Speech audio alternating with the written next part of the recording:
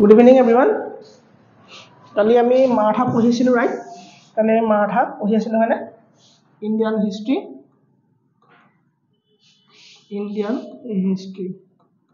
মই কালি এই ক্লাছটো কৰাৰ পাছত মই ঘৰত গৈ ভাবি আছো যে বুজি নাই পোৱা নেকি তোমালোকে কালি ক্লাছটো মানে কালি মাৰাঠা ক্লাছটো বুজি নাই পোৱা যেন লাগি আছে মোৰ ঠিক আছে নে মাৰাঠা ক্লাছটো কালি কৰা ক্লাছটো বুজি নাই পোৱা যেন লাগি আছে কিয় গম পোৱা নাই মই কিন্তু মোৰ ফিল হৈ আছে যে তোমালোকে বুজি পোৱা নাই আকৌ এবাৰ সেইকাৰণে মই ফাৰ্ষ্ট টপা কম আজি ক্লাছ ঠিক আছে নে ষ্টাৰ্ট কৰিছো দেই জয়েন হৈ থাকা লাহে লাহে ওকে চোৱা আজি মাৰাঠা প্ৰথমৰ পৰা কওঁ ঠিক আছে নে ওকে মাৰাঠা পিৰিয়ড বা মাৰাঠা এম্পায়াৰ বা মাৰাঠা শক্তি কেতিয়া ৰাইজ হ'ল কেতিয়া আৰম্ভণি হ'ল ঠিক আছে নে মই কৈছিলো যে মোগল শেষৰ অৱস্থাত যেতিয়া আছিলে সেই সময়ৰ ৰজা কোন আছিলে ঔৰংজেব আছিলে ঠিক আছে নে কাৰণ তেওঁৰ পাছত তেওঁৰ পুত্ৰ ইমানো যোগ্য নাছিলে আৰু তেওঁ নিজে মানে বাপেকে নিজে হত্যা কৰিছিলে হয়নে সেইখিনি গম পালো সো সেই সময়ত আৰু সদায় এটা বংশই বা বেলেগ এটা পাৰ্টিয়ে প্ৰতিদ্বন্দ্বী পাৰ্টিটো হঠাৎ দুৰ্বল হোৱালে ৱেট কৰি থাকে মানে দুৰ্বল হোৱালে ৱেট কৰি থাকে ৰাইট সো কি হ'ল ঔৰংজেবৰ পাছত দুৰ্বল হ'বলৈ ধৰিলে ভাল ৰজা নাছিলে ফাৰুক চিয়াৰ তোমাৰ এইবিলাক বাহাদুৰ শাহ জাফাৰ হয়নে সো তেনেকুৱা ধৰণৰ ৰজা আহিলত কি হ'ল অকমান শক্তিৰ উত্থান হ'বলৈ ল'লে সেই সময়তে তিনটা শক্তিৰ কথা আমি গম পাইছিলো যে এটা আছিলে মোগল নিজেই আৰু এটা আছিলে মাৰাঠা আৰু এটা আছিলে ব্ৰিটিছ অৰ্থাৎ ইংলিছ বা east India company right so মোগলৰ যেতিয়া পতনৰ ফালে আহিলে সো কি হ'ল নিজে এটা শক্তি যি শক্তি মাৰাঠা বুলি কোৱা হয় সেই শক্তি উৎপন্ন হ'বলৈ চেষ্টা কৰিলে এই মাৰাঠাসকল বেলেগ কোনো নাছিলে তেওঁলোক মাত্ৰ কি আছিলে আমাৰ মানসবদাৰ আছিলে কাৰ মানসবদাৰ আমাৰ আহমেদ নগৰৰ কিছুমান মানসবদাৰ হিচাপে তেওঁলোকে কাম কৰিছিলে ঠিক আছে নে সো তেওঁলোক পিজেন্স ৱৰ্কাৰ আৰু পিজেন্স ৱাৰিয়ৰ আছিলে কোন মাৰাঠাসকল ঠিক আছে নে মাৰাঠাসকলৰ বিষয়ে মই সেইখিনিতে কৈছিলো ৰাইট সো মাৰাঠাসকল কি আছিলে তেওঁলোক ইয়াৰ কি আছিলে তেওঁলোক পিজেন ৱাৰিয়ৰ আছিলে ৰাইট সো মাৰাঠাসকলৰ উত্থান কাৰ সময়ৰ পৰা হ'ল মই ক'লো যে ঔৰংজেবৰ পাছৰ পৰাই মানে ঔৰংজেবৰ সময়ৰ পৰাই মাৰাঠাসকলৰ উৎপন্ন অৰ্থাৎ তেওঁলোকৰ শক্তি উত্থান হ'বলৈ আৰম্ভ কৰিলে বুলি মই কৈছিলো ঠিক আছে এইখিনিলৈকে একো দিগদাৰ নাই ঠিক আছে এই মাৰাঠা লোকসকলে ভাবিলে যে আমাৰটো শক্তি এটা হওক আমাৰো এখন সাম্ৰাজ্য শক্তি আছে নে তেওঁলোকে সেই বিষয়ে ভাবিলে আৰু ভাবাৰ পাছতে মাত্ৰ দুজন মানুহৰ প্ৰচেষ্টাত কি হ'ল এই মাৰাঠা শক্তিয়ে মূৰ দাঙি উঠিলে ৰাইট মাৰাঠা শক্তিয়ে মূৰ দাঙি উঠিলে তাৰে এক নম্বৰজন আমি কি কৈছিলো আমি কৈছিলো শাহাজী হয়নে শাহাজী ভোসলে আৰু ভোসলে কি হয় এটা ক্লেন হয় ঠিক আছে নে ভোসলে ক্লেনৰ পৰা তেওঁ কি আছিলে শাহাজী ভোসলে নামৰ এজন আহি পেলাই কৰিলে এই মাৰাঠা শক্তিত অলপ কাম কৰিবলৈ ল'লে ৰাইট এই শাহাজী ভোসলে কি আছিলে শাহাজী ভোসলে তেওঁ এডমিনিষ্ট্ৰেশ্যন অফ জাগিৰ এই পুনে অঞ্চলত থকা জাগিৰৰ যিটো অঞ্চল আছিল পুনে এই পুনেত থকা তেওঁ জাগিৰৰ কামখিনি তেওঁ চোৱা চিতা কৰিছিলে সো জাগিৰ মানে কি আছিলে টেক্স বা ৰেভিনিউ কালেকশ্যন আৰু যিখিনি এডমিনিষ্ট্ৰেটিভ যিখিনি কাম আছিলে এই চোৱা চিতা কৰিছিলে কোনে শাহাজী ভোসলে চাইছিলে সো শাহাজী ভোসলে এই কামটো কৰি থকা অৱস্থাতে তেওঁ কোনে প্ৰথমতে কৰ্ণাটক যাব লগা হ'ল তেওঁ বিজাপুৰ অৰ্থাৎ কৰ্ণাটক যাব লগা হ'ল ঠিক আছে নে সো কৰ্ণাটক যাব লগা হোৱাৰ কাৰণে শাহাজী ভোসলে এই পুনে জাগিৰৰ গোটেই কামখিনি দা এডমিনিষ্ট্ৰেশ্যন অফ জাগিৰ তেওঁ কাক দিলে তেওঁ নিজৰ পত্নীক দি থৈ গ'ল তেওঁ পত্নী কোন আছিলে তেওঁ পত্নী জিজাবাই ঠিক আছে তো জিজাবাইক গোটেই কামখিনি অৰ্পণ কৰিলে ৰাইট জিজাবাইক তেওঁ কামখিনি অৰ্পণ কৰিলে ঠিক আছে আৰু জিজাবাইৰ পৰা আৰম্ভ হ'ব আমাৰ কোন শিৱাজী আমাৰ আৰম্ভ হ'ব ৰাইট সো শিৱাজীৰ বিষয়ে আমি এটা চাই দিওঁ কাৰণ শিৱাজী মেইন হয় নে তেওঁ প্ৰথম ছত্ৰপতি আৰু ছত্ৰপতিটো তাত এটা উপাধি নহয় তাত এটা পদবী নাম ঠিক আছে ছত্ৰপতি মানুহৰ এটা পদ যিটো ৰজাৰ পদক আমি ছত্ৰপতি বুলি ক'ব পাৰো ৰাইট আৰু এটা পদ আছিলে কি পেশোৱা এটা পদ হয় আৰু ছত্ৰপতিও এটা পদ হয় ঠিক আছে নে সো আহিলে জিজাবাই ঠিক আছে আৰু এই সময়ৰ পৰা আমাৰ কি আৰম্ভ হ'ব আমাৰ ছত্ৰপতি শিৱাজী আৰম্ভ হ'ব ৰাইট সো এতিয়া আমি শিৱাজী বুলি হেডিং কৰি দিব পাৰো হ'ব ওকে শিৱাজী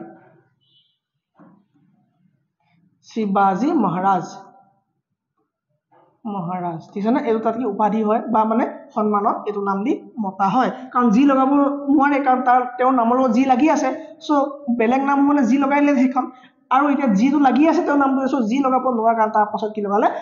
কি লগালে উপাধিটোত মহাৰাজ বুলি এটা নাম লগাই দিলে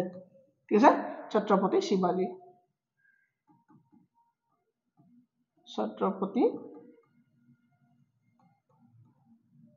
শিৱাজী ঠিক আছে এই ছত্ৰপতি শিৱাজী মাকৰ নাম কোন হ'ব তেওঁৰ মাক কোন হ'ব তেওঁৰ মাদাৰ কোন হ'ব তেওঁৰ মাদাৰ হ'ব কোন জিজাবাই তেওঁৰ মাদাৰ কোন হৈ গ'ল জিজাবাই হৈ গ'ল ভালকে মন দিবা দেই মা কোন হৈ গ'ল জিজাবাই হৈ গ'ল ফাদাৰ কোন হৈ গ'ল ফাদাৰ কোন হৈ গ'ল শাহজী নহয় শাহজী কোন হৈ গ'ল তেওঁ ফাদাৰ হৈ গ'ল তেওঁ টিচাৰ তেওঁ গুৰু কোন আছিলে তেওঁ টিচাৰ কোন আছিলে তেওঁ টিচাৰ আছিলে তেওঁ মানে যুদ্ধ বা ধৰি লৈ গোটেই এডমিনিষ্ট্ৰেটিভ সাইডটো শিকালে কোনে দাদোজী কন্দা দেৱে কৰিলে এই গোটেই সাইড শিকালে তেওঁ ধৰ্মীয় শিক্ষক কোন তেওঁ ৰিলিজিয়াছ টিচাৰ কোন আছিলে তেওঁ ৰিলিজিয়াছ টিচাৰ কোন আছিলে তেওঁ ৰিলিজিয়াছ টিচাৰ আছিলে সন্ত ৰামদাস বা গুৰু ৰামদাস কিন্তু এই গুৰু হে শিখসকলৰ গুৰু কথা কোৱা নাই দেই সন্ত ৰামদাসে তাই কৰিলে শিকাই বুজাই ল'লে ঠিক আছে তেওঁ কি কৰিলে শিকাই বুজাই ল'লে পুৰা ক্লিয়াৰ আছে ওকে তাই কৰিলে তেওঁ শিকাই বুজাই ল'লে হ'ব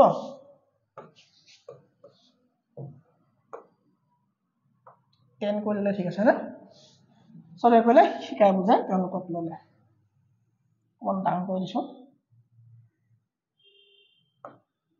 হ'ব ওকে তেওঁ 16 বছৰ বয়সতে কি কৰিলে তেওঁ 16 ইয়াৰ্ছ হোৱাৰ লগে লগে তেওঁ কি কৰিলে তেওঁ পুনা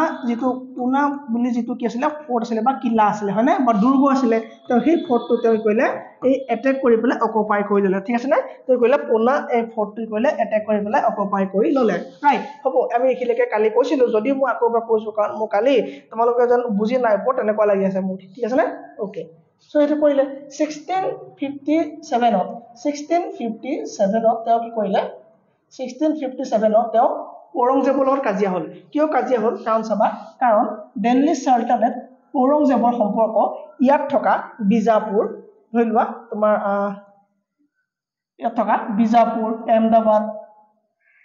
নহয় আহমেদনগৰ গোলকুণ্ডা বেৰাৰ বিদাৰ এইবিলাকৰ লগত তেওঁলোক কিছিলে সম্পৰ্কটো ভাল নাছিলে ঠিক আছে নে সো সেই কাৰণে 1657 কি হ'ল এই ছত্ৰপতি শিৱাজীয়ে হেল্প কৰিছিলে কাক হেল্প কৰিছিলে তেওঁ বিজাপুৰৰ ৰজাক হেল্প কৰিছিলে সো হেল্প কৰাৰ কাৰণে কি হ'ল 1657 প্ৰথমবাৰ লগ পালে কাক ঔৰংজেবক লগ পালে প্ৰথমবাৰ কাক লগ পালে ঔৰংজেবক লগ পালে মানে তেওঁলোকে মুখামুখি হ'ল বা কাজিয়া হ'ল বুলি আমি ক'ব পাৰো কাৰ কাজিয়া হ'ল বুলি কৈছো মই কাৰ কাজিয়া হ'ল বুলি কৈছো তোমাৰ ছত্ৰপতি শিৱাজীৰ কাজিয়া হ'ল ঠিক আছে নে 1657 সেয়া হৈ গ'ল ঠিক আছে এই শিৱাজী কৈছিলে তেওঁ দুইফালে সম্পৰ্ক বৰ্তাই ৰাখিবলৈ চেষ্টা কৰিছিলে তেওঁ কেতিয়াবা বিজাপুৰৰ লগতো কথা পাতিছিলে তেওঁ কেতিয়াবা আহমেদনগৰৰ লগতো কথা পাতিছিলে তেওঁ কেতিয়াবা দিল্লী সুলতানৰ লগতো ভাল ৰাখিব খুজিছিলে ঠিক আছে নে সো এই বিজাপুৰৰ পৰা তেওঁক মাৰিবলৈ এজনক পঠিয়াইছিলে এই বিজাপুৰৰ পৰা এজনক মাৰিবলৈ মানে কাক মাৰিবলৈ শিৱাজীক মাৰিবলৈ কাক পঠাইছিলে আফজল খানক পঠাইছিলে হয়নে আফজল খানক পঠাইছিলে ৰাইট আফজল খানক পঠাইছিলে হয় নে নহয় কোনে আফজল খানক পঠাইছিলে বিজাপুৰৰ পৰা পঠোৱা হৈছিলে নে ঔৰংজেবে পঠাইছিলে কোৱা ঔৰংজেবে কাক পঠাইছিলে আৰু বিজাপুৰৰ পৰা কাক পঠাইছিলে মাৰিবলৈ কাক আফজল খানক কব পঠাইছিলে বিজাপুৰৰ পৰা পঠোৱা হৈছিলে আৰু এবাৰ শাইস্তা খানক কোনহয় শাইস্তা খান ঔৰংজেবৰ মোমাই এই শাইস্তা খানকো পঠোৱা হৈছিলে কাক মাৰিবৰ কাৰণে ঔৰংজেবক মাৰিবৰ কাৰণে এই আফজল খানক তেওঁ কৰিলে বুদ্ধিৰে তেওঁক হত্যা কৰিলে আৰু এই শাইস্তা খানকো পাছতে বন্দী কৰি পেলাই এই আক্ৰমণ কৰি একে নিখাই আক্ৰমণ কৰি পেলাই কাক মানে হত্যা কৰিলে এই শাইস্তা খানক হত্যা কৰিলে ঠিক আছে তাকে দেখি পেলাই ঔৰংজেবটো আচৰিত হৈ গ'ল যে কি হৈছে যে আকবৰৰ কি আছিলে যে মোৰ নাই যে মই পৰা নাই যে কাক মাৰিব মই যে শিৱাজীক মাৰিব পৰা নাই মোৰ ওচৰতনো কি কম আছে তেওঁ সেইটো ভাবিলে ঠিক আছে সো ভাৰ পিছত তেওঁ গম পালে যে মই যদি এজন ৰাজপুত সেনাক মাতো যদি মই এজন ৰাজপুত সেনাপতিক মাতো তেতিয়া কেনেকুৱা হয় ঠিক আছে সো তেওঁ কৈলে ৰাজপুত সেনাক মাতিবলৈ চিন্তা চৰ্চা কৰিলে সেই সময়তে কৰিলে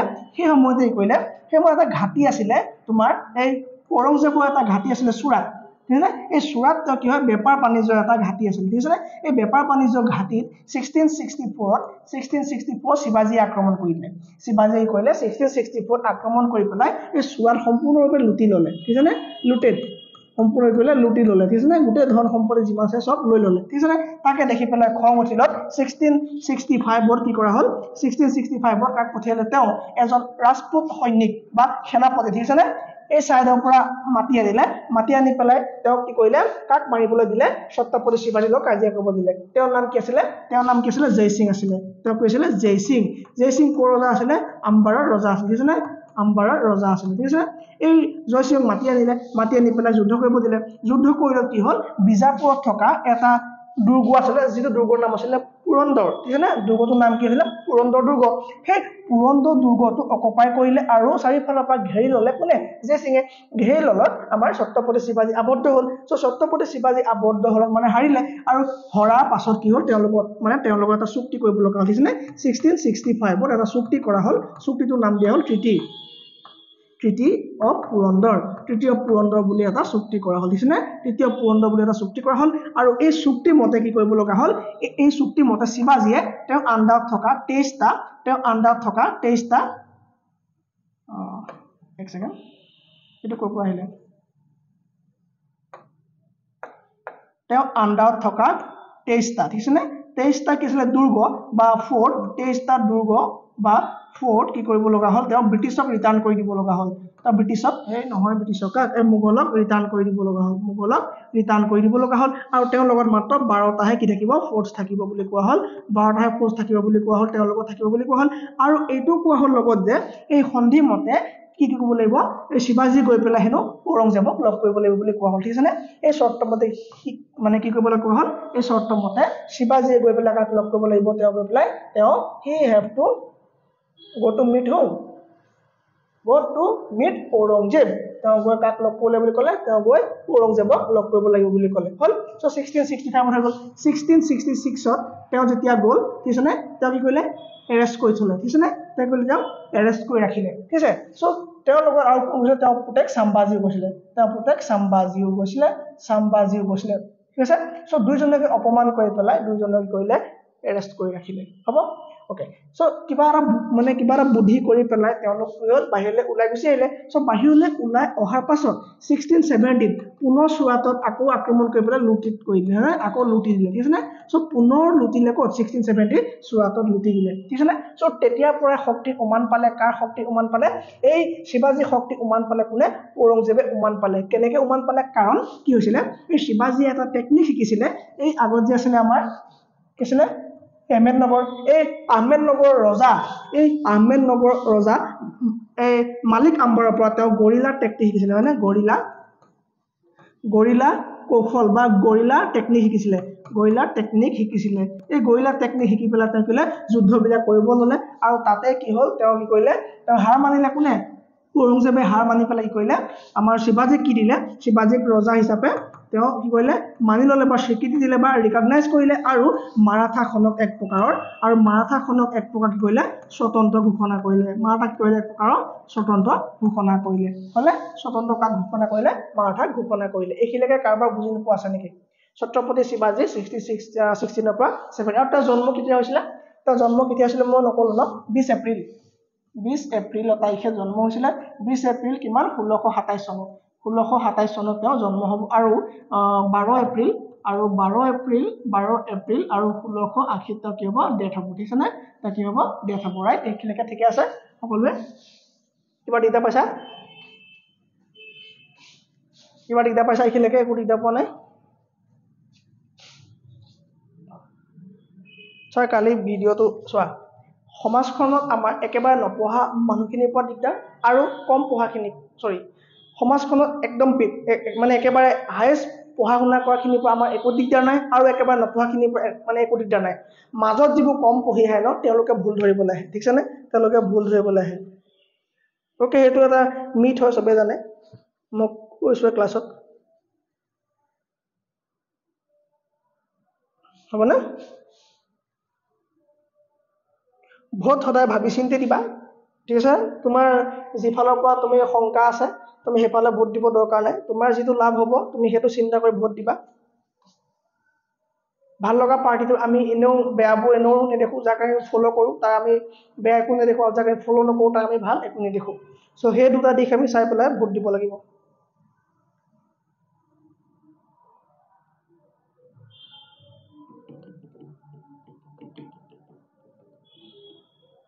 হলনে ওকে এতিয়া চাও আমি শিৱাজী অলপ পৰিয়ালটোৰ কথা আমি চাই লওঁ ঠিক আছে শিৱাজীৰ পৰিয়ালটোৰ কথা আমি চাই লওঁ ঠিক আছে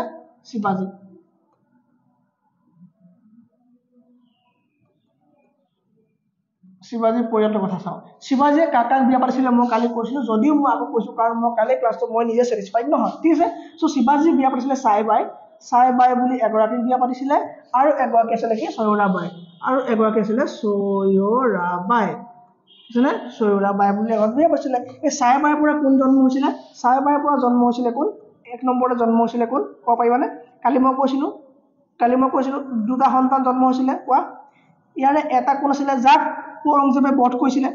কিছিলে সম্ভাজী হয়নে সম্ভাজী আছিলে আৰু সেকেণ্ডজন কোন আছিলে সেকেণ্ড হ'ল শাহুজী হয়নে আজি আমাৰ ইয়ালৈ CM ছাৰ আহিছে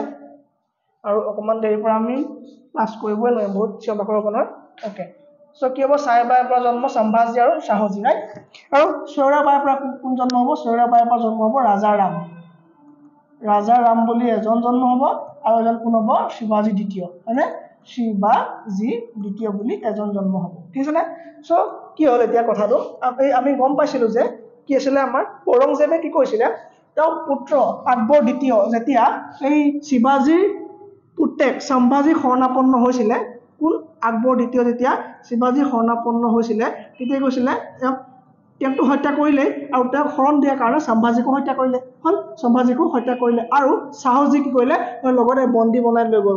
দিল্লীলৈ লৈ গ'ল দিল্লী গ'লে বন্দী বনাই লৈ গ'ল ৰাইট কিন্তু আৰু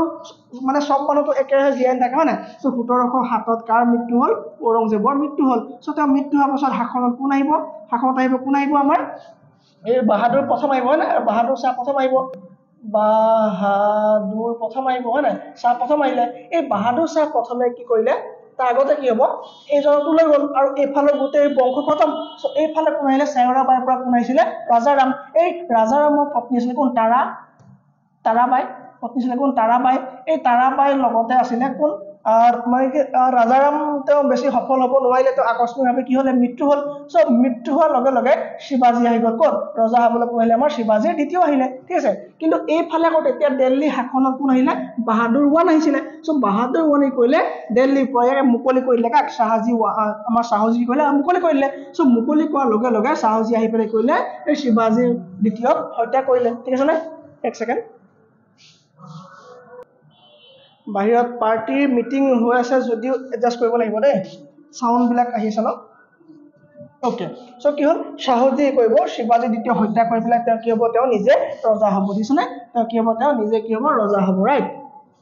তেওঁ কৰিলে তেওঁ নিজে কি হ'ল ৰজা হ'ল ঠিক আছে নে সো শাহুজী কি হ'ব নিজে ৰজা হ'ব ঠিক আছে নে শাহুজী ৰজা হৈ পেলাই শাহুজী ৰজা হৈ পেলাই তেওঁ কৰিলে এটা পদৰ সৃষ্টি কৰিলে পেশৱা বুলি কোৱা হয় পেশৱাৰ এটা পদ হয় যিটো পদ কি হয় ৰজাৰ পাছতে আছে হয় না আৰু তেওঁ মানে ভ্যালু দিছিলে বহুত ভ্যালু কালিত পেশৱা পদটো তেওঁ বহুত বেছি মানে কিছিলে ভ্যালু দিছিলে আৰু প্ৰথম তেওঁ পেশৱা কাক এপইন্ট কৰিছিলে ফাৰ্স্ট পেশৱা আছিলে কোন ফাৰ্স্ট পেশৱা আছিলে বালাজী কোন আছিলে বালাজী বিশ্বনাথ কি আছিলে ফাৰ্স্ট পেশৱা আছিলে যদিও তেওঁ যোগ্য আছিলে তথাপিও তেওঁ আকস্মিক কাৰণত 1720 চনত তেওঁ কি হয় মৃত্যু হয় ঠিক আছে নে 1720 চনত তেওঁ কি হয় আকস্মিকভাৱে তেওঁ মৃত্যু হয় আৰু তেওঁ মৃত্যু হোৱাৰ লগে লগে তেওঁ পুত্ৰ কোন আহিব বাজিৰাও প্ৰথম এই বাজিৰাও প্ৰথমক পেশৱা হিচাপে নিযুক্তি দিয়া মাৰাঠাসকলৰ মাজৰ পৰা অলপ হুলস্থুল লাগিছিলে তেওঁ কৈছিলে যে এইজন ইমান যোগ্য নহয় আমি ইয়াক কি কৰিব লাগে পেশৱা হিচাপে আমি নিযুক্তি দিব আমি ইয়াক নালাগে বুলি কৈছিলে হয় সো নালাগে বুলি কওঁতে তেওঁ ক'লে যে তেওঁ খং উঠিছে তেওঁ ইজ্জতৰ কথা আছে মই কি একেবাৰে হেবাংমুঞা নেকি হয় তেওঁ গৈ পেলাই নিজে গৈ পেলাই কৰিলে তেওঁ গৈ পেলাই এইফালে যুদ্ধ কৰি পেলাই এই হায়দৰাবাদৰ নিজামক তেওঁ জিকি দিলে হয়নে সো তেওঁ মানে সেইবিলাক গৈ পেলাই সাউথৰ ফালে গৈ পেলাই তেওঁ অলপ যুদ্ধত জিকা মেলা কৰিলে সো জিকা মেলা কৰি আহি পেলাই তেওঁ কৈছে কাক কৈছে শাহুজীক কৈছে শাহুজীক কৈছে যে মহাৰাজ এটা কাম কৰিলে কি হয় বোলে কেনেকুৱা ধৰণৰ কাম আমি এই সৰু সৰু ঠাল ঠেঙুলিবিলাক মানে বিজাপুৰ গোলকোণ্ডা আহমেদনগৰ এইবিলাক হেৰি কৰি থকাতকৈ আমি গছজোপাৰ গুৰিটো কেলে আমি খান্দি নিদিওঁ গছজোপাৰ গুৰিটো যদি আমি খান্দি দিওঁ তেতিয়া ডাল ঠাল ঠেঙুলিবিলাক নিজে পৰি যাব তাৰমানে তেওঁ ক'ব খুজিছে যে যদি আমি দিল্লী আক্ৰমণ কৰি পেলাই দিল্লী সালতানাত যদি আমি ভাঙি চিঙি চুৰমাৰ কৰি দিওঁ তেতিয়া দেখোন এইবিলাক সৰু সৰু যিবিলাক সাম্ৰাজ্য দিল্লী আণ্ডাৰত থকা যিবিলাক সাম্ৰাজ্য এইবোৰ দেখোন নিজে ভাঙি পৰিব তেতিয়া ক'লে কোনে শাহুজী ক'লে বেটা তুমি ঠিক কথা কৈছা তুমি এজন যোগ্য দেউতাকৰ এজন যোগ্য ৰজা বা মানে যোগ্য পেশৱাৰ এজন যোগ্য পুত্ৰ বুলি কৈছে ঠিক আছে সো সেই কাৰণে তেওঁ ক'লে যে যোৱা তুমি যি কৰিবলৈ আছে কৰাগে গৈ পেলাই সো বাজিৰাৱে সেইকাৰণে গৈ পেলাই কৰিলেগে গৈ আক্ৰমণ কৰিলে কাক দিল্লী আক্ৰমণ কৰিলে আৰু দিল্লী সেই সময়ৰ ৰজা কৈছিলে মহম্মদ শ্বাহ ৰংগিলা আছিলে আমি আগতে যেতিয়া দিল্লী চলচিত্ৰ পঢ়িছিলো পাইছিলো নে হয়নে যে মহম্মদ শ্বাহ কি আছিলে ৰংগিলা আছিলে তেওঁ কি হয় নাচ গান চাই ভাল পাইছিলে তেওঁ সময়ত যুদ্ধ কৰিছিলে বুলি কৈছিলো মই আক্ৰমণ কৰিছিলে বুলি কৈছিলো যে মাৰাঠাসকলে আক্ৰমণ কৰিছিলে বুলি কৈছিলো কিন্তু মই কোনজন মাৰাঠাৰ যে আক্ৰমণ কৰিছে মই তো নাই কোৱা right so বাজিৰাও প্ৰথমে কি কৈছিলে দিল্লী চলচিত্ৰ আক্ৰমণ কৰিছিলে আৰু মহম্মদ শ্বাহ ৰংগিলা হৰুৱাইছিলে হৰুৱাই পেলাই তেওঁ কৈছিলে যে হে মহাৰাজ ভাই তুমি চিন্তা নকৰিবা তুমি প্ৰতি মাহে পইচা দি থাকা তোমাক মই সহায় কৰিম মানে প্ৰতি মাহে মোক পইচা দি থাকা তোমাক মই সহায় কৰিম এই বুলি কৈছিলে কোনে প্ৰতি মাহে মোক পইচা দি থাকা মই সহায় কৰিম বুলি কোৱা মানুহজন কোন আছিলে মহম্মদ শ্বাহ ৰংগিলা তেনেকুৱা মানুহজন কোন আছিলে হয়নে তেওঁ কৈছিলে হয়নে তেওঁ কেতিয়া আক্ৰমণ কৰিছিলে 1737 আক্ৰমণ কৰিছিলে হয় তাৰ পাছত কোনে আক্ৰমণ কৰে নাদিৰ শাহে যে আক্ৰমণ কৰিছিলে 39 হয়নে নাদিৰ শাহে যে আক্ৰমণ কৰে 1739 যেতিয়া নাদিৰ শাহে আক্ৰমণ কৰে তেতিয়া বাজিৰাৱে সহায় কৰিছিলে নে বাজিৰাৱে সহায় নকৰিছিলে বাজিৰাৱে সহায় কৰিছিলে নে বাজিৰাৱে সহায় নকৰিলে আৰু তেওঁ কি কৰিলে সম্পূৰ্ণৰূপে ধ্বংস হৈ গ'ল কোন বাজিৰাও সম্পূৰ্ণৰূপে ধ্বংস হৈ গ'ল হ'বনে সো বাজিৰাৰ পাছত কোন আহিব বাজিৰাৰ পাছত আহিব তোমাৰ বালাজী বাজিৰাও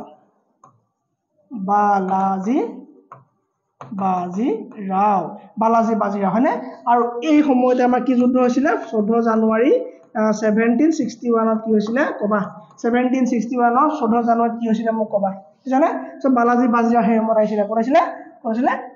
কিছিলে পেশৱা হিচাপে তেওঁ নিযুক্তি হৈছিলে এই তিনজন পেশৱাৰ পাছত আৰু বেলেগ পেশৱাৰ বিষয়ে পৰীক্ষাত প্ৰশ্ন নাহে তাৰপৰা তোমাৰ মাধৱ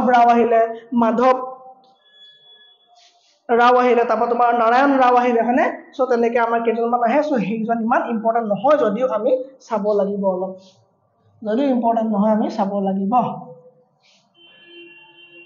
বালাজী বাজিৰাওলৈকে বুজি পোৱাত টান হৈছে নেকি এই মাৰাঠা বুজি পোৱাত কাৰোবাৰ দিগদাৰ হৈছে নেকি বালাজী বাজিৰাওৰ পাছত চাহিস্তা খান নহয় চাৰিস্তা খান চাৰিস্তা শ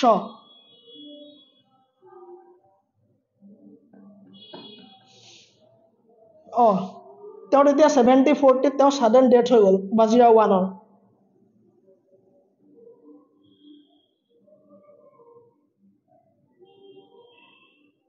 মই কালি কৈছিলো যে তেওঁ হায়দৰাবাদৰ লগত এখন পিছ টিটি সাইন কৰিছিলে কি আছিলে মুংগী শিৱগাঁও বাজিৰাও সাইন কৰিছিলে এখন টিটি কিছিল নামটো কিছিলে মুংগী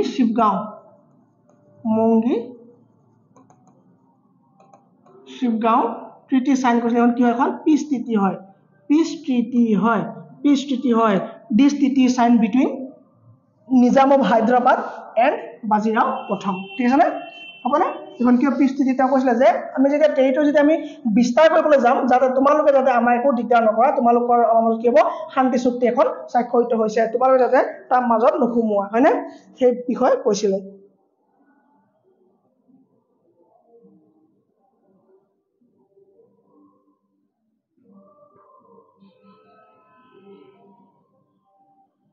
ওকে সো বালাজী বাজিৰাওৰ পাছতে কি হ'ল তেওঁ বালাজী বাজিৰাও যেতিয়া ঢুকালে তেওঁ পুত্ৰ আহিছিলে তেওঁ পুত্ৰই ক'লে যে এতিয়া পৰা ছত্ৰপতি কোন হ'ব মই হ'ম বুলি ক'লে হয়নে সো মই হ'ম বুলি ক'লে বালাজী বাজিৰাও ক'লে কাম কৰিম আমি তুমি আহি পেলাই এনে ছত্ৰপতি হ'বা ঠিক আছে নে ট্ৰিটি অফ চাংগল এগ্ৰিমেণ্ট কৰি পেলাই চাংগলা এগ্ৰিমেণ্ট কৰি পেলাই তাই কৰিলে যে ছত্ৰপতি পদটো নাইকিয়া কৰি দিলে হয়নে বালাজী বাজিৰাওয়ে কৰিলে ছত্ৰপতি পদটো কৰিলে নাইকিয়া কৰি দিলে এইখিলৈকে কাৰো ডাউট নাই থাকিবও নালাগে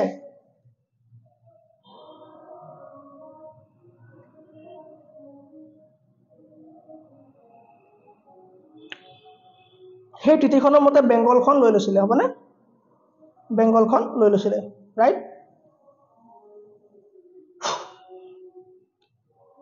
তাৰপৰা কোন আহিলে মাধৱ নাৰায়ণ ৰাও হয়নে তাৰপৰা কোন আহিব মাধৱ নাৰায়ণ ৰাও আৰু নাৰায়ণ ৰাও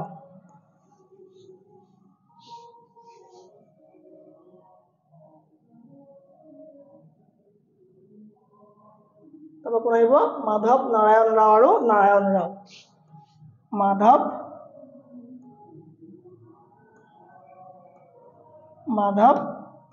নাৰায়ণ ৰাও এইকেইজন ইমান ইম্পৰ্টেণ্ট নহয় দেই মাধৱ নাৰায়ণ ৰাও একেবাৰে ইম্পৰ্টেণ্ট নহয়, নাৰায়ণ ৰাও একেবাৰে ইম্পৰ্টেণ্ট নহয়, নাৰায়ণ ৰাও একেবাৰে ইম্পৰ্টেণ্ট নহয়, কিন্তু মাধৱ ৰাও ইম্পৰ্টেণ্ট আকৌ। তাৰমানে আহিব তোমাৰ মাধৱ ৰাও, এই মাধৱ ৰাও ইম্পৰ্টেণ্ট। এই মাধৱ ৰাওৰ লগতে কি হ'ব জানানে, first battle of Anglo Maratha হ'ব। এংলো মাৰাঠাৰ বেটেল হ'ব কাৰ লগত হ'ব, তোমাৰ মাধৱ ৰাওৰ লগত কি হ'ব, এংলো মাৰাঠা যুদ্ধ হ'ব। কোনে কৰিব, ব্ৰিটিছে কৰিব। দেখিছেনে, এংলো মাৰাঠা যুদ্ধ কাৰ লগত হ'ব, মাধৱ ৰাওৰ লগত হ'ব। আৰু কোনখন তোমালোকৰ পৰীক্ষাত কেতিয়াও নাই যে এংলো মাৰাঠা প্ৰথমে কেতিয়া হৈছিলে, তোমাৰ আহিব যে কোনটো চুক্তিৰ মতে এই যুদ্ধখন কেনচেল হৈছিলে, কোনটো চুক্তিৰ মতে এই যুদ্ধখন কেনচেল হৈছিলে, হয়নে? 1782 treaty of Salbai, 1782 treaty of Salbai, treaty of Salbai 72 treaty of Salbai অধীনত এই যুদ্ধখন কি হৈছিলে, সামৰণি পৰিছিলে। কাৰণ হৈছিলে মাধৱ ৰাওৰ লগত হৈছিলে। কিখনৰ নাম কি, Anglo Maratha war. First Anglo Maratha ৱাৰখন কাৰ হৈছিলে, মাধৱ ৰাওৰ হৈছিলে, আৰু যিখন 1782 ট্ৰিটি অফ চালবাইৰ দ্বাৰা কি কৰা হ'ল, কেনচেল কৰা হ'ল। ফাৰ্ষ্ট এংলো মাৰাঠা ৱাৰ,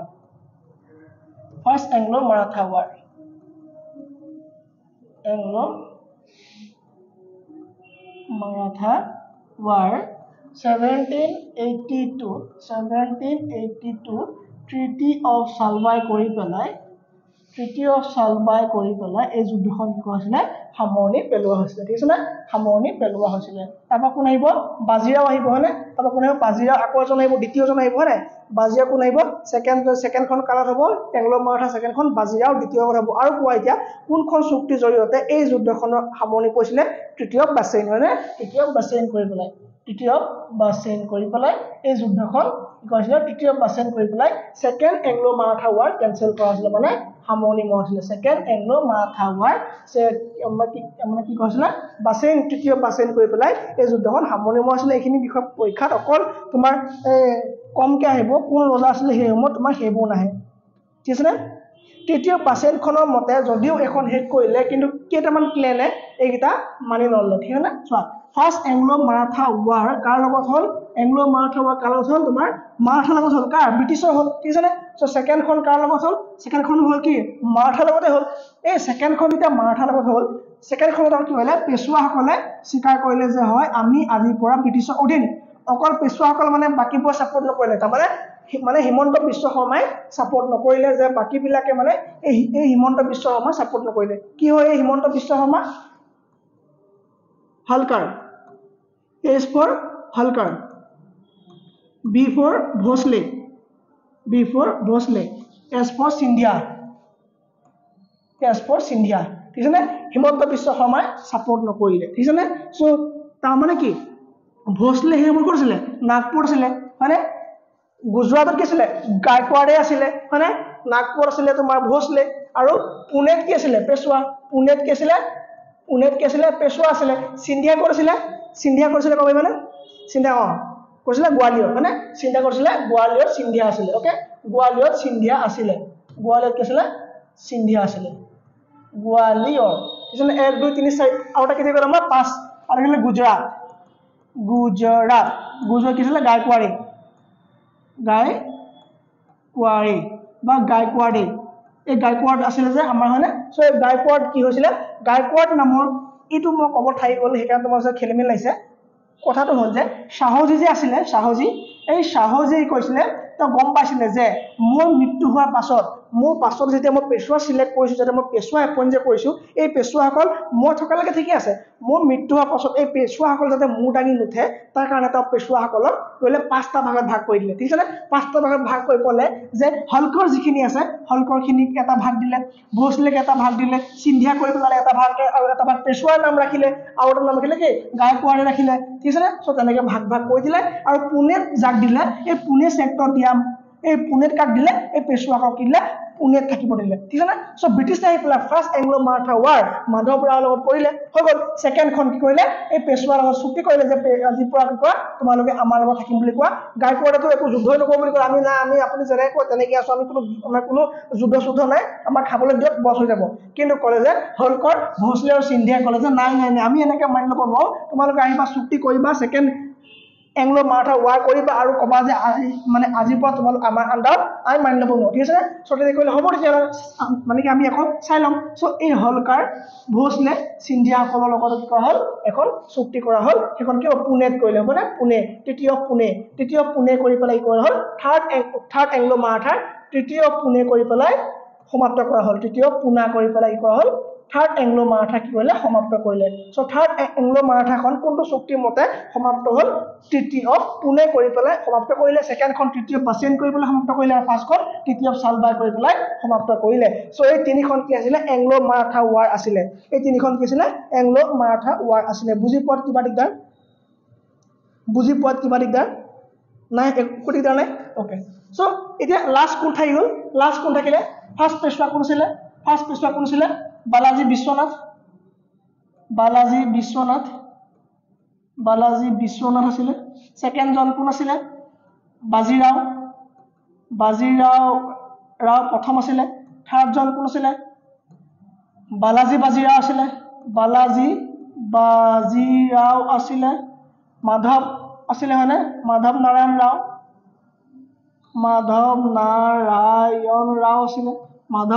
আছিলে তাৰপাছত ৰৱা হৈ গ'ল মাধৱ নাৰায়ণ আছিলে তাৰপৰা কোন আছিলে নাৰায়ণ ৰাও আছিলে তাৰপৰা কোন আছিলে মাধৱ ৰাও এই মাধৱ ৰাও লগতে কি হৈছিলে ফাৰ্ষ্ট বেটেলত কি হৈছিলে আমাৰ এংলো মাৰাঠা ৱাৰ আছিলে আৰু এই মাধৱ ৰাওৰ পাছতে শেষৰজন কোন আহিব বাজিৰাও দ্বিতীয় মানে শেষৰজন কোন আহিব বাজিৰাও দ্বিতীয় ঠিক আছে নে বাজিৰাও দ্বিতীয় এই বাজিৰাও দ্বিতীয় কি কৰিলে হৰুৱালে চ' শেষ কৰি পেলাই তেওঁ কোৱা হ'ল যে আপোনাকতো আমি এটা কাম কৰক আপুনি পেঞ্চন লওক আমাৰ পৰা ঠিক আছে নে আপুনি আমাৰ পৰা পেঞ্চন লওক এজন ৰজা হিচাপে আপুনি আমাৰ পৰা পেঞ্চন লওক চ' ইয়াৰ পৰা নি পেলাই তেওঁ ক'লে আপুনি বোলে পেঞ্চন লৈ পেলাই আমি যাওক কাণপুৰ যাওক চ' কাণপুৰত কাক পঠাই দিলে বাজিৰাও দ্বিতীয়ক পঠাই দিলে কাণপুৰত পঠাই দিলে বাজিৰাও দ্বিতীয় হয়নে এই বাজিৰাও দ্বিতীয় কথা হ'লে কাণপুৰ পঠাই দিলে যে আপুনি পেঞ্চন দিম আমি আপুনি ইয়াৰ পৰা যাওকগৈ চ' কাণপুৰত 20-10 বছৰ পেঞ্চন দিয়াৰ পাছতে পেলাই পেঞ্চনটো বন্ধ কৰি দিলে ঠিক আছে আৰু তেওঁৰ পুত্ৰ আছিল কোন নানা চাহেব এওঁ কৰিব আমাৰ এই 1857 চনত যিটো আমাৰ কি হ'ব যুদ্ধ হ'ব যিটো ৰিভল্ট হ'ব পিজেল ৰিভল্ট হ'ব তাত তেওঁ মাত মাতিব ঠিক আছে নানা চাহেবে মাত মাতিব ঠিক আছে চ' এইদৰে মাৰাঠা কি কৰিলে একদম সম্পূৰ্ণৰূপে অন্ত কৰি দিলে ঠিক আছে নে ব্ৰিটিছে এইদৰে কৰিলে সম্পূৰ্ণৰূপে মাৰাঠাক অন্ত কৰিলে চ' আমি প্ৰথমৰ পৰা লিংক ক্লিয়াৰ আছে প্ৰথম পঢ়ি আহিছোঁ ঔৰংজেব আছিলে তাৰপৰা আহিলে আমাৰ পোষ্ট মোগল পিৰিয়ড আহিলে ঠিক আছে নে এইবিলাক বাহাদুৰ শ্বাহ ৰংগিলাকে ধৰি পেলাই বাহাদুৰ শ্বাহ জাফৰ দ্বিতীয় কৰিলে শেষ কৰিলে আমি সেইখিনি চালোঁ চ' আমি চালোঁ লগতে মাৰাঠা চালোঁ মাৰাঠাত কি আছিলে আমাৰ শাহাজী আহিলে শাহাজী ভোসলে তেওঁ ভোসলে ক্লিয়ানৰ আহি পেলাই তেওঁ পুনাত কি কৰিলে জাগিৰৰ কামখিনি কাক দিলে ঘৈণী জিজাবাইক দিলে আৰু সন্তান কাক দিলে শিৱাজীক দিলে শিৱাজীৰ জন্ম 20 এপ্ৰিল 1627 চনত শিৱাজীৰ জন্ম হৈছে শিৱাজী জন্ম হৈ পেলাই তেওঁ গুৰু কৈছিলে তেওঁ ৰিলিজিয়াছ টিচাৰ আছিলে ৰামদাস তেওঁ এডমিনিষ্ট্ৰেটিভ টিচাৰ তেওঁ ট্ৰেইনিং সেইবিলাক দিছিলে কোনে তেওঁ দাদোজী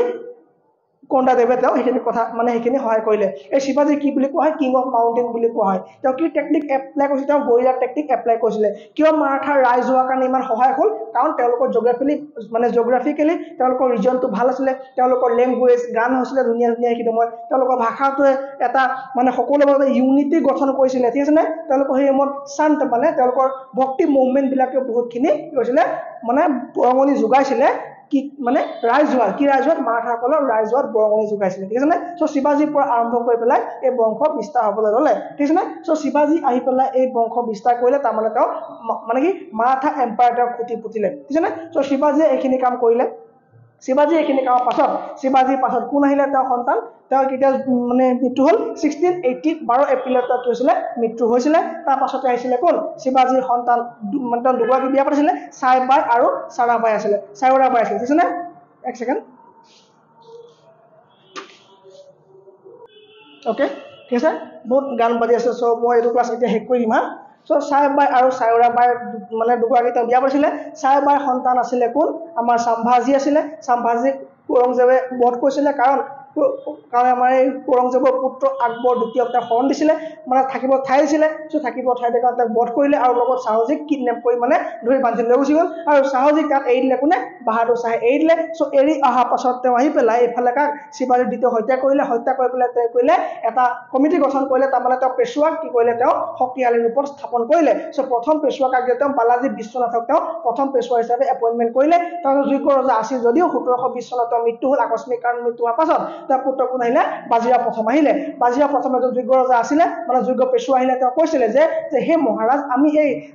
ডালবোৰ ভাঙি থকাতকৈ আমি চিধা বৃক্ষজোপালৈ যাওঁ আৰু বৃক্ষজোপা গুৰিত আমি ভাঙি চিঙি দিওঁ তেতিয়া ডাল ঠাল ঠেঙুলিবিলাক নিজে ভাগি পৰিব তেতিয়া গৈ পেলাই তেওঁ মহম্মদ শ্বাহ ৰংগিলা সম্বন্ধে আক্ৰমণ কৰিছিলে আৰু আক্ৰমণ কৰি তেওঁ কমিটমেণ্ট কৰিছিলে যে যদি আকৌ ইন ফিউচাৰ যদি আপোনাক কোনোবা বহিৰাগতই আক্ৰমণ কৰে মই আহিম মোক আপুনি মাতিব তাৰ কাৰণে আপুনি মোক পইচা দিব লাগিব ঠিক আছে নে চব পইচা দিলে কিন্তু তেওঁ সহায় নকৰিলে 39 কি কৰিলে তাত মহম্মদ শ্বাহ আব্দালী আক্ৰমণ কৰিলে কিন্তু তেওঁ গৈ সহায় নকৰিলে সেইখিনিকে হৈ গ'ল তাৰপৰা কোন আহিলে লাষ্টত কোন আহিলে আমাৰ বাজিৰাও দ্বিতীয় আহিলে আৰু বাজিৰাও দ্বিতীয় কি কৰা হ'ল সম্পূৰ্ণৰূপে হৰুৱালে চুক্তি কৰিলে মানে তিনিখন ৱাৰ হ'ল এংলো মাৰাঠা ৱাৰ প্ৰথম দ্বিতীয় তৃতীয় হ'ল তাৰপাছত কি হ'ল বাজিৰাও দ্বিতীয় কানপুৰলৈ পঠাই দিলে পেঞ্চন দি পেলাই পঠাই দিলে আৰু মানে তেওঁ তাত পঠাই দিয়াৰ পাছত তেওঁ পুত্ৰ কোন আহিব নানা চাহেব কি আছিল তুলনীয়া পুত্ৰ আছিলে যেতিয়া তেওঁ পুত্ৰ নাইকিয়া কাৰণে নানা চাহেবক তুলনীয়া পুত্ৰ হিচাপে ল'লে চ' তেতিয়া ব্ৰিটিছে কৰিলে বন্ধ কৰিলে এটা পেঞ্চন যে আপোনাৰ যদি নিজৰ সন্তান নাই তুলনীয়া পুত্ৰ থকা আমি কি কৰিব নোৱাৰোঁ আমি কি কৰিব আমি পেঞ্চন দিব নোৱাৰোঁ তেতিয়াৰ পৰা আমি কি হ'ব আমি একেবাৰে 1857 যিটো আমাৰ ৰিভল্ট হ'ব সেই ৰিভল্ট আমি নানা চাহেবৰ কথা আকৌ আলোচনা কৰিম ঠিক আছে নে এতিয়া আমাৰ মাৰাঠা খতম চ' যদি মাৰাঠা খতম এতিয়া আমাৰ কি আমি কৰ্ণাটকৰ বিষয়ে আমি চাব লাগিছিলে অকণমান যদি আজি পাৰোঁ অলপ চাইছোঁ দেই কৰ্ণাটক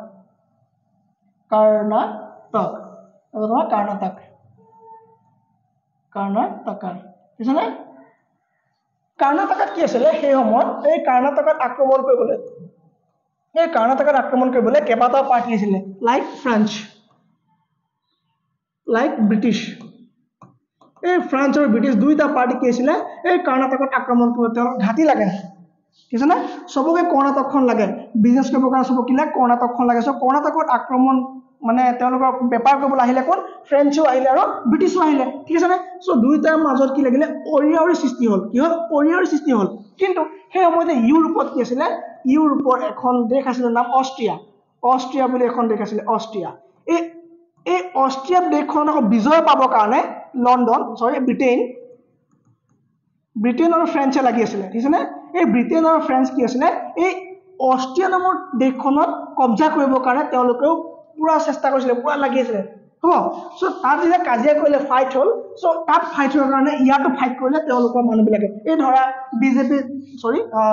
কিবা সময় কি পাৰ্টি এটা আছে কিবা এটা পাৰ্টি বা কংগ্ৰেছ হওক বা বিজেপি হওক যিকোনো পাৰ্টি হওক পাৰ্টিৰ ওপৰৰ লেভেলত যদি কিবা এটা ফাইট হয় এই একেবাৰে আমাৰ গাঁৱৰটো গৈ পেলাই তৰ্ক এটা হয়নে যে আমুকটো হৈ গ'ল তুমি কি কৰিছা তুমি কম পোৱা নাই এইটো আমুকটো হৈছে চ' তেনেকৈ ইয়াত যেতিয়া ইমান এটা ডাঙৰ লেভেলত এখন যুদ্ধ হৈ আছিলে সেই যুদ্ধখনত কি হ'ল আমাৰ ইয়াতো অলপ প্ৰভাৱ পৰিলে ফ্ৰান্স আৰু ব্ৰিটিছৰ মাজত ঠিক আছে নে এই ব্ৰিটিছৰ মাজত হ'ল সেই সময়ত ফ্ৰান্সৰ পৰা গভৰ্ণৰ আছিলে তোমাৰ ডুপ্লেক্স বুলি এজন গভৰ্ণৰ আছিলে সেই বিষয়ে আমি অহা ক্লাছত কম মই ঠিক আছে নে ডুপ্লেক্স বুলি এজন গভৰ্ণৰ আছিলে সেই গভৰ্ণৰজনৰ কি হ'ল ব্ৰিটিছৰ মাজত ফাইট হ'ল ঠিক আছে নে চ' ইয়াত যুদ্ধ শেষ হৈ যোৱাৰ কাৰণে ইয়াতো যুদ্ধ বন্ধ কৰিবলৈ অৰ্ডাৰ দিলে সেই সময়ত ফ্ৰেন্সৰ আকৌ যুদ্ধ জিকো ফ্ৰেন্সে যদি আৰু এসপ্তাহমানো পাই যায় ব্ৰিটিছক হৰুৱাই দিলেহেঁতেন কিন্তু ওপৰৰ পৰা অৰ্ডাৰ আহিলে যে ডুপ্লেক্সক দিয়া হ'ল যে অৰ্ডাৰ তুমি ৱাৰটোৰ পৰা বন্ধ কৰা কি কৰা তুমি ৱাৰটো বন্ধ কৰিবলৈ কি আহিলে অৰ্ডাৰ আহিলে চ' ৱাৰ বন্ধ কৰিবলৈ যেতিয়া অৰ্ডাৰ আহিলে বন্ধ কৰিবলৈ কি হ'ল বাধ্য হৈ গ'ল এতিয়া কোৱা কোনটো ট্ৰিটিৰ মতে এই ৱাৰ বন্ধ হ'ল ক'বা মোক কেতিয়া বন্ধ হ'ল আৰু এইটো কেতিয়া হৈছিলে 1745 নহয় ভাই 1746 to 1748 দেই 1746 to 1748 চোৱা মাৰাঠা মানে থকালৈকে আমাৰ কোনো ইয়েৰ ডেট আমাৰ অলপো মুখস্থ কৰা দৰকাৰ নাছিলে কিন্তু এতিয়াৰ পৰা আমাৰ মডাৰ্ণৰ ফালে সোমোৱাৰ লগে লগে আমাৰ কি হ'ব এতিয়া ডেট কিন্তু মুখস্থ লাগিব আমাক ডেট ইয়েৰ পুৰা মুখস্থ লাগিব 1746 পৰা 1748 কি হৈলে 49 আমাৰ 54 কি হৈছিলে 56 পৰা তোমাৰ 63 লে কি আছিলে হয়নে 56 পৰা তুমি 1763 লে কি আছিলে তুমি গুটেখিনি এতিয়া তোমাক লাগিব মনত চ' কাৰ্নেটিক ৱাৰ যে আছিলে first কাৰ্নেটিক war second কাৰ্নেটিক war third কাৰ্নেটিক war তাৰপৰা Mysore first এংলো-মাইচৰ war, second এংলো-মাইচৰ war, third এংলো-মাইচৰ war কেনেকৈ হৈছিলে গোটেইখিনি আমি এতিয়া মেডিয়েভেলৰ পৰা আমি আহি সোমাই গ'লো এতিয়া মডাৰ্ণ সোমাই গ'লো ভালকৈ মন দিবা আমাৰ নেক্সট ক্লাছৰ পৰা আমি মডাৰ্ণ হিষ্ট্ৰী আৰম্ভ কৰিম তাৰ পৰা আমি কি চাম এতিয়া আমি চাম তোমাৰ কৰ্ণাটকা চাম তাৰপৰা আমি মাইচৰ চাম মাইচৰ চোৱাৰ পাছতে আমি ডাইৰেক্ট বেংগল যাম বেংগলৰ পৰা আমি চিধা সোমাই দিম ক'ত জানে আমি সোমাই দিম ইষ্ট ইণ্ডিয়া কোম্পানী সোমাই দিম চ' ইষ্ট ইণ্ডিয়া কোম্পানী সোমোৱাৰ লগে লগে আমি আৰু বেছি দূৰ নাই আমাৰ দিল্লী আৰু এতিয়া আমাৰ বেছি দূৰ নাই হয়নে এইটো কথা কৈছিলে নিজামুদ্দিন আউলিয়া থেংক ইউ ভেৰি মাছ